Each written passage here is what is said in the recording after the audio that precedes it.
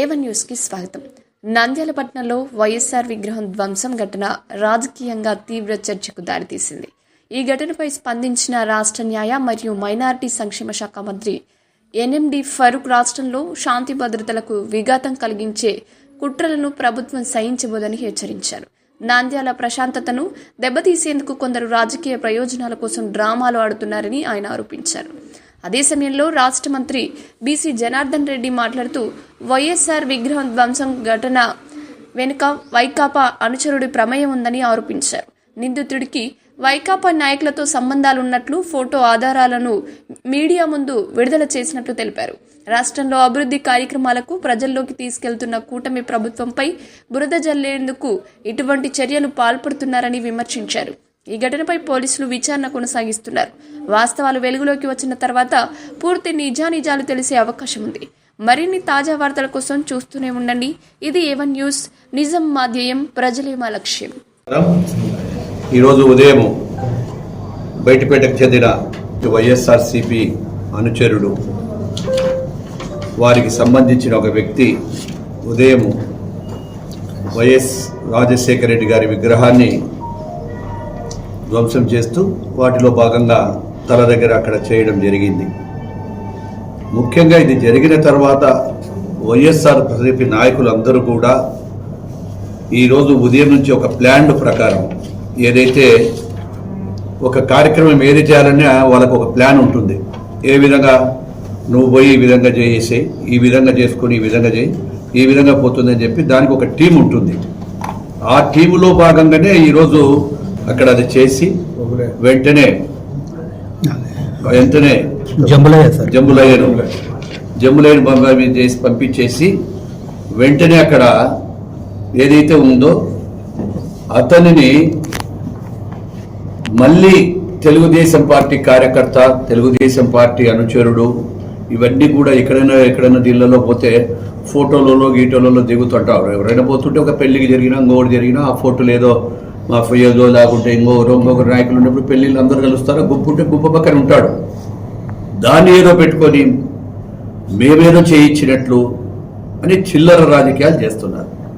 ముఖ్యంగా మా యొక్క నాయకుడు ఏ రోజు కూడా తెలుగుదేశం పార్టీ నాయకుడు, మా జాతీయ పార్టీ అధ్యక్షుడు, మా ముఖ్యమంత్రి గారు కూడా ఏ రోజు ఇటువంటి పనులు కానీ దీన్ని కానీ ఉపేక్షించలేదు.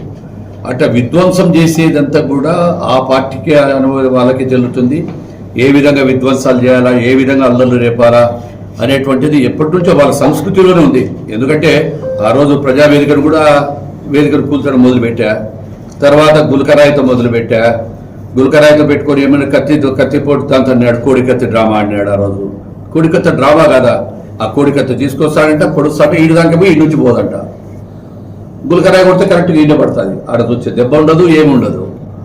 అదేవిధంగా ఈ రోజు కూడా దానికి సంబంధించినటువంటి వాళ్ళు కూడా చెప్తా ఉన్నారు కదా, మేము కూడా చెప్తా ఉన్నాము ఇదిగో ఇక్కడ ఎక్కడ ఉన్నాడు అనేటువంటిది. అదే ఈ యొక్క శిల్పారవి సంబంధించిన ఏదో ప్రోగ్రామ్ జరిగితే వారి పక్కనేదో ఇక్కడ మేము కూడా చెప్తా ఉన్నాం. దండలు ఎక్కడ వేశారో చూడండి. ఏ వ్యక్తి అయితే చేశాడో ఆ వ్యక్తి ఇక్కడ క్లియర్గా కనపడతా ఉన్నాడు. ఆ వ్యక్తి ఎవరికి సంబంధించిన అనుచరుడు, ఇక్కడ ఎవరైతే కౌన్సిలర్ ఉన్నాడో కౌన్సిలర్కి సంబంధించినటువంటి ఈ యొక్క కౌన్సిలర్తో పాటు అతను కూడా ఇక్కడ కూడా ఉన్నాడు. ఇక్కడే అంతా వాళ్ళ అనుచరులు వాళ్ళ మాట వాళ్ళతోనే ఉన్నాడు. అదేవిధంగా వాళ్ళ భార్య ఇక్కడ ఎక్కడో ప్రోగ్రాం జరిగితే శిల్పారవి గారి మిస్సెస్ అక్కడ ఉంటే అక్కడ ఆవిడతో పాటు ఆ యొక్క కార్యక్రమంలో అంటే ఇన్ని సాక్ష్యాధారాలు ఉన్నా ఇన్ని జరిగినా ఈరోజు మళ్ళీ బట్ట కాల్చి మొహాన వేసేసి మీ వాడే మీరే చేసినారనేటువంటిది ఈరోజు వాళ్ళు చేస్తున్నటువంటి ప్రచారం. నేను ఒక్కటే చెప్తా ఉన్నాను. ఈరోజు ఇందాకే వాళ్ళు ఎవరు మాట్లాడినా ఎవరు చేసినా ఒక్కటే, తెలుగుదేశం పార్టీ ఏ రోజు కూడా చిల్లర రాజకీయాలు చేసే అలవాటు లేదు, మాకు ఆ అవసరాలు లేవు. ఈరోజు ప్రభుత్వం కూటమి మాకు బ్రహ్మాండమైన మెజార్టీ వచ్చింది. ఈరోజు కూటమి ప్రభుత్వం వచ్చిన తర్వాత మాదంతా కూడా ఏ రోజు కూడా ఇటువంటి చిల్లర పనులు చేయలేదు. కూటమి ప్రభుత్వం వచ్చిన తర్వాత ఈరోజు రాష్ట్రాన్ని ఏ విధంగా అభివృద్ధి చేయాలో, ఏ విధంగా సంక్షేమం చేయాలనేటువంటి కార్యక్రమాలే తప్ప వేరే కార్యక్రమాలు మీరు చేపట్టడం లేదు. వాళ్ళకు అలవాటు ప్రతిదీ ఏదో ఒకటి చేయడము, రాష్ట్రంలో అల్లజడిని ఏ విధంగా సృష్టించాలా, శాంతి భద్రతలు లేకుండా ఏం చేయాలా, వాళ్ళు లైమ్ లైట్లో ఉండడానికి, అంటే వాళ్ళ రాజకీయ ఉనికిని కాపాడుకోవడానికి ఇలాంటివి చేస్తూ ఉంటారు. దీని మీద మళ్ళీ ఒక 2-3 రోజులు ధర్నాలు అనడము, ఇది చేయడము, ప్రజలకు ఇబ్బందులు పెట్టడము, రాస్తారోకోలు చేయడము, ఈ కార్యక్రమాలు తప్ప మిగతా కార్యక్రమాలు ఉండవు. ప్రజా సమస్యలు ఏదైనా వచ్చి అసెంబ్లీకి వచ్చి మాట్లాడంటారంటే ఆడికి రారు. కౌన్సిల్లో మీరు చెప్తున్నా వాళ్ళకి ఇదే విధంగా రమ్మని, అవి చేయరు. కానీ ఇటువంటి చేయకూడని పనులు చేసి వాళ్ళ కార్యకర్తనే చేసేసి చేయడం ఆ పార్టీ వాళ్ళకు కూడా వస్తుంది. మొన్ననే మనం చూసాం, పాస్టర్ అభినయ్ దర్శన్ అనే అతను డ్రామా ఏమన్నాడు, దళితుడు ఆయన కిరాయి వాళ్ళతో కొట్టించుకున్నాడు, వాళ్ళతో దెబ్బలు తిన్నాడు, అన్ని ఇన్వెస్టిగేషన్ చేసినాక బయట దొరికిపోయారు. అక్కడ దొరికిపోయిన తర్వాత మళ్ళీ సైలెంట్ అవుతారు. ఈ ఒక్కటే కాదు, వైఎస్ వివేకానంద రెడ్డిని హత్య చేయించింది ఎవరు? సొంతం వాళ్ళ కుటుంబ సభ్యులు వాళ్ళే చేశారు, గొడ్డలి పార్టీ వాళ్ళే చేశారు, గొడ్డలిద్దరు చంపించారు. చేసుకుని అది తీసుకున్న తర్వాత నారాసుర రక్త చరిత్ర అంటే మీరు లేస్తే ఇదేనా నిజాయితీ లేదా? నీతి కనీసం నీ సొంత బాబాయిని, నీ తండ్రి తమ్ముడిని రక్తం పంచుకొని పుట్టినవాడిని చంపించినవే, చంపించి ఆ రోజు కూడా ఇదే డ్రామా అని ఏదైనా చూసుకోండి. అదేవిధంగా ఏమిటి, ప్రజల సింపతి కోసం ఎయిర్పోర్ట్లో పోతే కోడికత్తి డ్రామా కరెక్టే కదా, ఆ రోజు డ్రామానే కదా. వాడెవడో సంపాదన చేయాలనుకుని పోయేటప్పుడు ఎక్కడ కావాలో అక్కడ పొడి చేస్తాడు, సంపాదన చేస్తాడు. ఆ విధంగా కాదు అది, కోడికత్తి డ్రామాని వీళ్ళే క్యాన్ చేసి వాడిని పెట్టించి 5 ఏళ్ళు వాళ్ళ ప్రభుత్వం వచ్చినా కూడా ఏం తెలుసలే. వాళ్ళ ప్రభుత్వంలో వాళ్ళ 5 ఏళ్ళు ఏదైనా ఉంటే తెలిసిండొచ్చు కదా. ఆయనే ముఖ్యమంత్రి గారు ఉన్నారు కదా, జగన్మోహన్ రెడ్డి గారే ముఖ్యమంత్రి ఉన్నారు. 5 ఏళ్ళు ఏం చేశా? ఎవడో చెప్పినాడంటే గులకరాయితో కొట్టితే ఆ రోజు తలలు పోవాలంట. ఏడ తవ్వుతుంది, ఈడ తవ్వుతా, చిన్నది పొద్దునుంది, సాయంత్రానికి స్టిక్కర్ లేదు. ఉదయం ఉంటుంది, సాయంత్రం తెల్లవాడాలు మళ్ళీ యువతలకి వేస్తారు. పెట్టుకునే దాంట్లో తప్ప యువతలు పెట్టాక యువతలు పెట్టుకున్నారు. అంటే ఏ విధమైన డ్రైవర్లు ఉంటారో కూడా ఆలోచన చేయాలా. ఈరోజు ఇవంతా కూడా శాంతంగా ఉండేటువంటి రాష్ట్రాన్ని ఒక అల్లర్లు సృష్టించాలి అని చేయడం జరుగుతూ ఉంది. ముఖ్యంగా వీళ్ళ ఫ్రస్ట్రేషన్ అంతా ఒకటే, రాష్ట్రంలో పరిశ్రమలు వస్తూ ఉన్నాయి, పెట్టుబడులదారులు వస్తూ ఉన్నారు, 20 లక్షల కోట్ల రూపాయలు పెట్టుబడులు వస్తూ ఉన్నాయి, నిరుద్యోగ సమస్య తీరబోతా ఉంది. ఈరోజు డిఎస్సి ఇచ్చాము, డిఎస్సి చేస్తే దానికి కూడా డ్రామా ఆడి లేనిది ఉన్నది తీసుకొచ్చి 16,000 వాళ్ళు ఇచ్చేస్తే 1 సంవత్సరం తర్వాత ఏదో అమ్ముకున్నారు. ఏం కర్మ అమ్ముకోవడానికి? అమ్ముకునేటివి, రాయించుకునేటివి, కొట్టేటివి, దోచేది మీకు, అది మీ నైజం. మా నైజము మా యువ నాయకుడిది కాదు అది. ఈరోజు మళ్ళా 10,000 ఉద్యోగాలు ఇస్తామని క్యాలెండర్ ఇస్తే దాన్ని పక్కన పట్టడానికి కొత్తగా ఈ డిఎస్సి డ్రామాని తీసుకొస్తా ఉన్నారు. ఎవరి కాలాలలో జరిగిన హత్యలు ఈరోజు గ్రేట్గా చెప్పగలుగుతాయి. ఈరోజు నేను సాక్ష్యంగా, మీ విలేకరుల సాక్షిగా, ఈ యొక్క రాయలసీమలో ఫ్యాక్స్ నిజాన్ని అంచింది చంద్రబాబు నాయుడు. ఈ రోజు తిరిగే లీడర్లంతా కూడా ఏవైతే ఇన్నోవాలు కావచ్చు, ఫార్చునర్లు కావచ్చు, అంతకంటే పెద్ద పెద్ద బండ్లు తిరిగి బంగ్లాలు కట్టుకునే నాయకులు, వీళ్ళంతా కూడా ఏసీ రూములో తిరిగే నాయకులు. ఆ రోజు చంద్రబాబు నాయుడు తీసుకునే నిర్ణయం వల్ల మంచి ఆఫీసర్లను తీసుకొని కిరాయి హంతకులను ఎన్కౌంటర్ చేయించి, అదేవిధంగా ఎవడు తప్పు చేస్తే వాళ్ళని ఈ పార్టీ ఆ పార్టీ అనుకుంటా ఆ రోజు కేసులలో పెట్టి వాళ్ళందరినీ కూడా జైలు పెట్టిన ఘనత చంద్రబాబు నాయుడుది. ఈ రోజు ఫ్యాక్షన్ కుటుంబాలంతా కూడా వద్దనుకుని ఈ సత్యమార్గం నడుస్తూ ఉన్నాయంటే చాలా మంది కూడా వాళ్ళ పిల్లలు ఈ రోజు పెద్ద పెద్ద చదువులు చదవడం కావచ్చు, ఈ రోజు ఉన్నతమైనటువంటి ఒక పదవులు వాదవులు చేస్తున్నారంటే చంద్రబాబు ఫోటోలు రోజు ఉదయం చేస్తే దండం పెట్టుకొని పోవాలి. ఆ రోజు అంచినటువంటి నాయకుడు.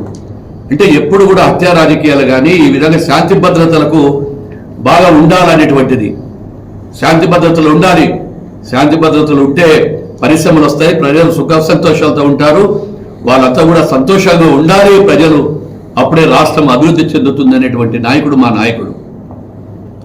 ఆఖరికి మా యువ నాయకుడు కూడా ఏ రోజు కూడా ఒకటే చెప్తా ఉన్నాడు, రెడ్ బుక్ అనేది ఏంటి, ఒక ఎర్ర బుక్కులో ఉన్నాము, ఎవరు తప్పులు చేసింటే వాళ్ళకు ప్రభుత్వ పరంగా శాఖాపరంగా చేసే తప్పులు చేసింటే వాళ్ళ మీద చర్యలు తీసుకోబడుతుంది, ప్రభుత్వం చర్యలు తీసుకుంటే చెప్తే ఆ రెడ్ బుక్ మీద కూడా రెడ్ బుక్ విధానమా?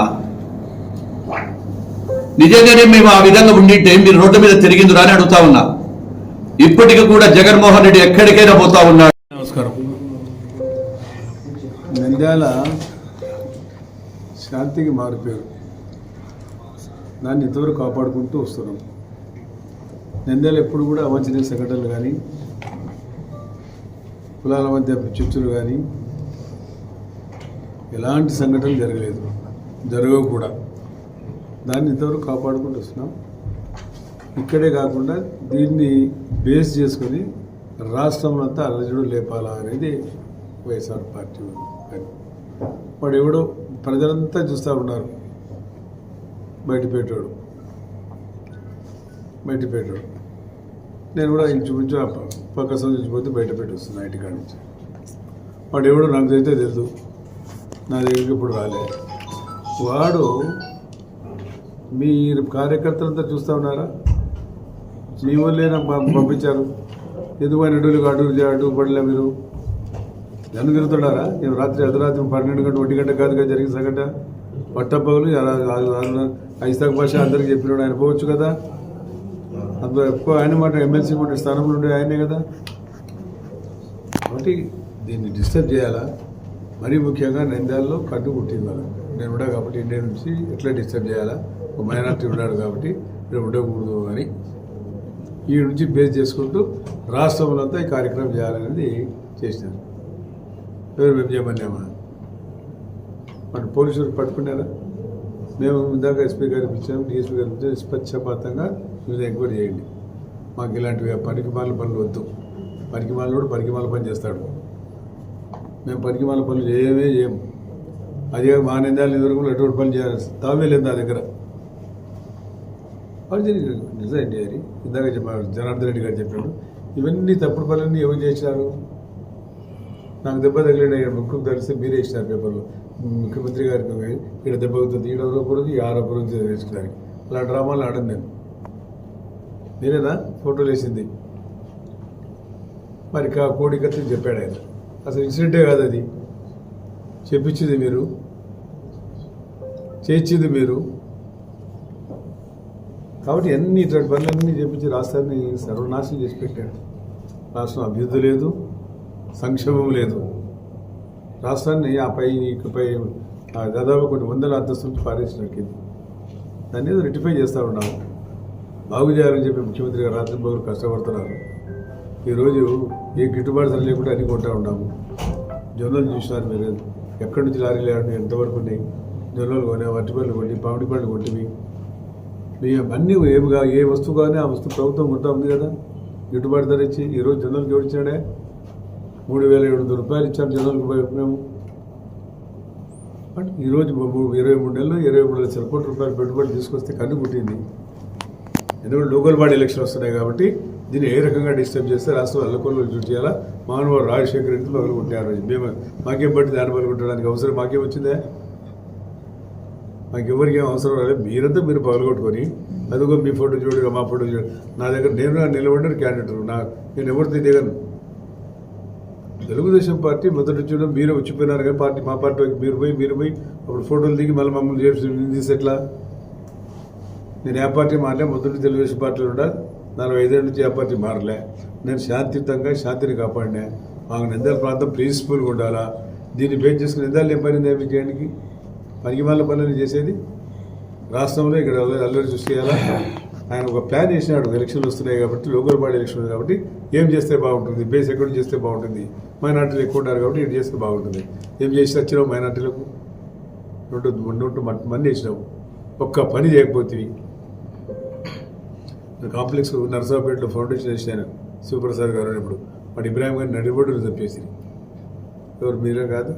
మన ఎంత రైలు కింద పడి చావలే? 4 చచ్చారు కదా. 10 లక్షలు 15 లక్షలు వచ్చి వదిలించుకుంటుంది.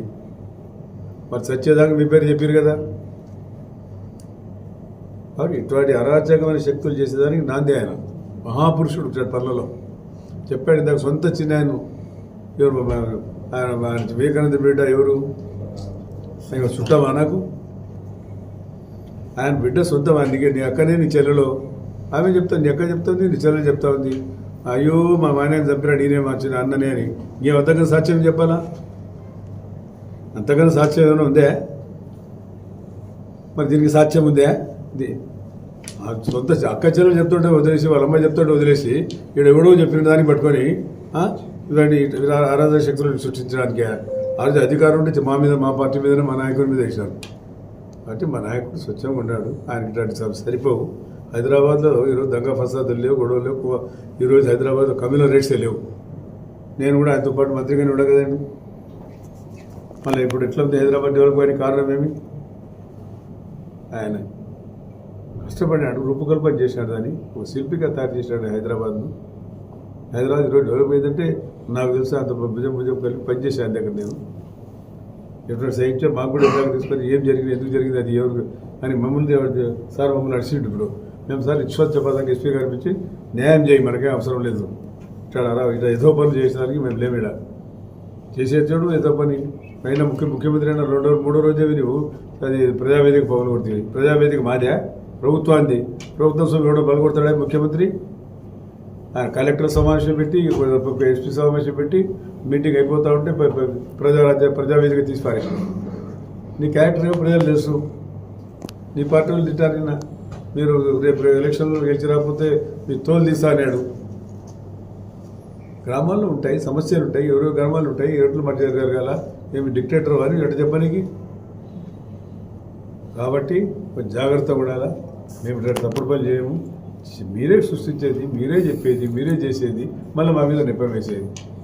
కాబట్టి ఇది మంచి పద్ధతి కాదు. ఇది ప్రశాంతంగా ఉండే జిల్లా. మా జిల్లాలో కూడా అన్ని ప్రశాంతంగా ఉన్నాయి. మంచి నీళ్ళు వస్తూ ఉన్నాయి, ప్రభుత్వం ఇస్తూ ఉంది.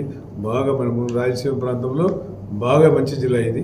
ఈ జిల్లాలో సస్యశ్యామలంగా ఉంది, నీళ్లు బాగున్నాయి. ఈసారి సంవత్సరం అండర్గ్రౌండ్ వాటర్ రీఛార్జ్ చేసి ముఖ్యమంత్రి రాత్రి పగులు రివ్యూ చేసి రీఛార్జ్ చేయండి, భూమి నీళ్ళు ఉండాలా.